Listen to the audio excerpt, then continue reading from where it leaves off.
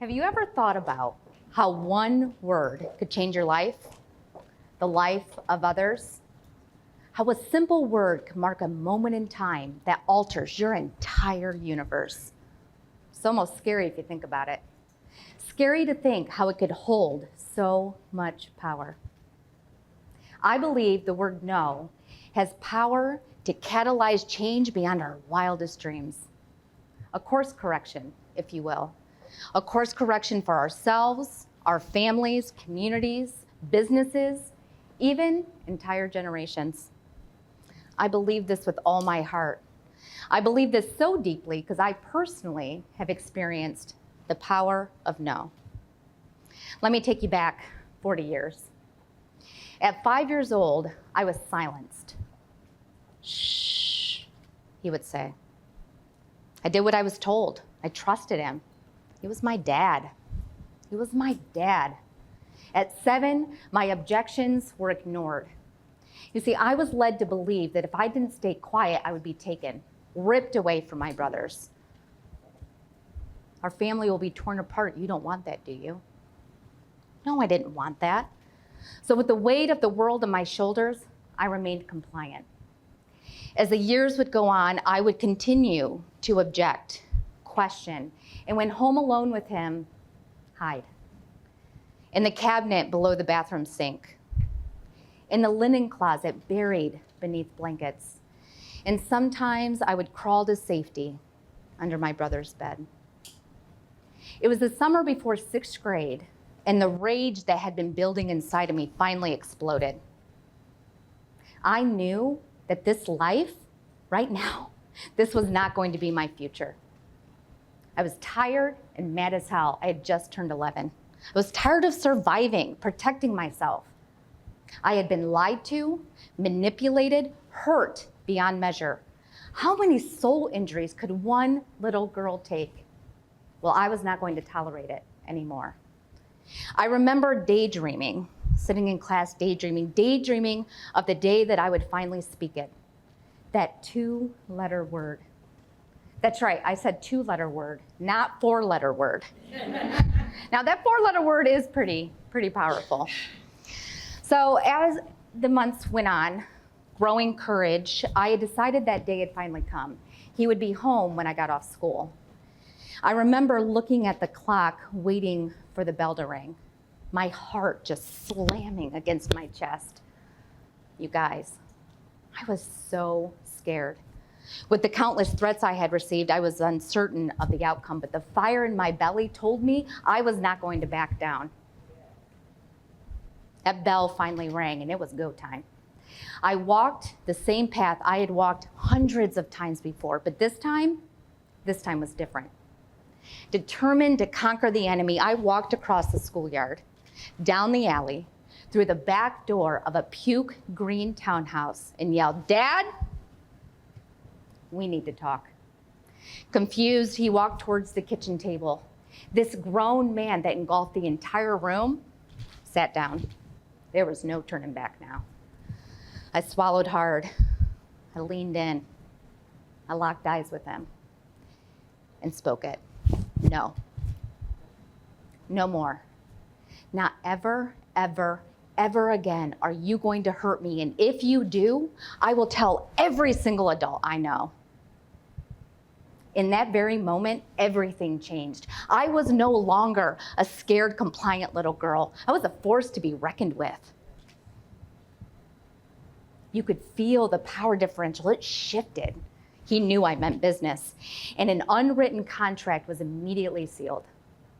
He never hurt me again, and I never told. Not until college, at least.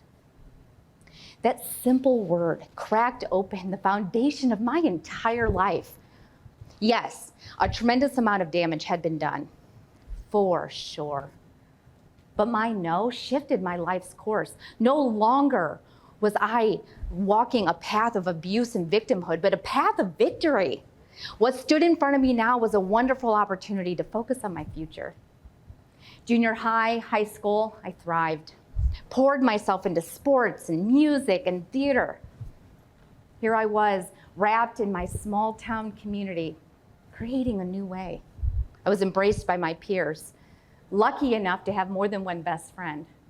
And even though one of those best friends waxed off half of my eyebrow, right before homecoming, I might add, I knew she had my back. Still does. They all did. Still do.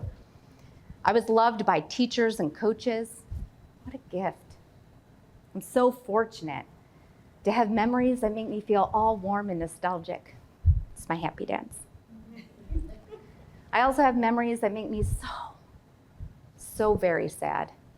And not just for the little girl, but for him. You see, tragically, he was only living out the legacy that had been passed down to him. A legacy of abuse, poverty, neglect. But he had a choice. He chose. I had a choice. I chose another way by saying no to his legacy and creating my own. Now, don't get me wrong. Life has not been all puppy dogs and rainbows. I've had my fair share of little life's mishaps, like my habit of collecting last names. I'll let you guess how many. Here's a hint, it's less than 5. I've also spent a ton of time engaging in what I like to call unhealthy coping strategies. Man, I love a good jumbo margarita. On the rocks, hold the salt. Tequila really does numb the pain, until it doesn't.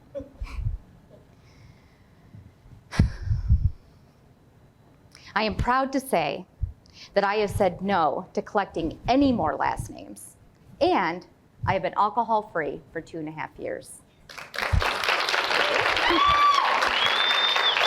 So what's your point? You are all asking yourselves. Thank you so much. It's a great question. My point is this. For most of us, no will be the hardest word we ever say, if we say it at all. It will feel impossible because fear will have its grubby little hands wrapped around your throat, muffling the sounds of justice.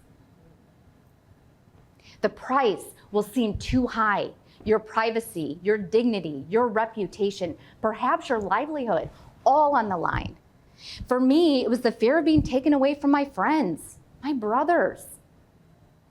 But let me ask you this. What is the cost of staying silent? How long will you endure pain?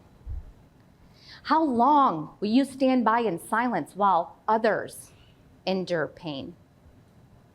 We have a responsibility to speak up, to say the no, and not just for ourselves, but for others. At 23, I had learned that my dad was still working around children. I had hoped he stepped away, but there he was. And so I was faced with another choice. This time, it would be to protect others. I could stay silent, pretend it never happened, move on with my life, or I could take action. I had a responsibility. I had information that could protect others from experiencing the hurt I knew he was capable of. Did I wait too long? It's never too late. I pressed charges, he pled guilty, and was sent to prison to live out his remaining years. It has taken me decades of therapy to fully understand the magnitude of my no so many years ago. A word spoken into existence that would cause a ripple effect far into the future, washing over my adult self, and most importantly, my 2 daughters. I am not a perfect mom by any means. Stand in line, they will tell you stories. But I know that I have raised them in a safe, loving, abundant home. I was able to do that because one brave little girl said no. What will your no be? Where in your life do you need to draw the line? Where do you need to say, no, no more, not ever, ever, ever again? Maybe it's standing up to your boss. Maybe it's speaking out against injustice in your community. Maybe it's finally letting go of a relationship that no longer serves you. Maybe it's just saying no to one of the 18,000 commitments you have on your schedule. I want you to think about it. When will it be? Today? Tomorrow, 3 months from now? When you do finally decide, please remember that 11-year-old little girl. Remember the adult woman that you see here before you today, because we will be there cheering for you from the sidelines, cheering for you to speak up, to say your no. Your power, it's right there, right on the tip of your tongue. Thank you.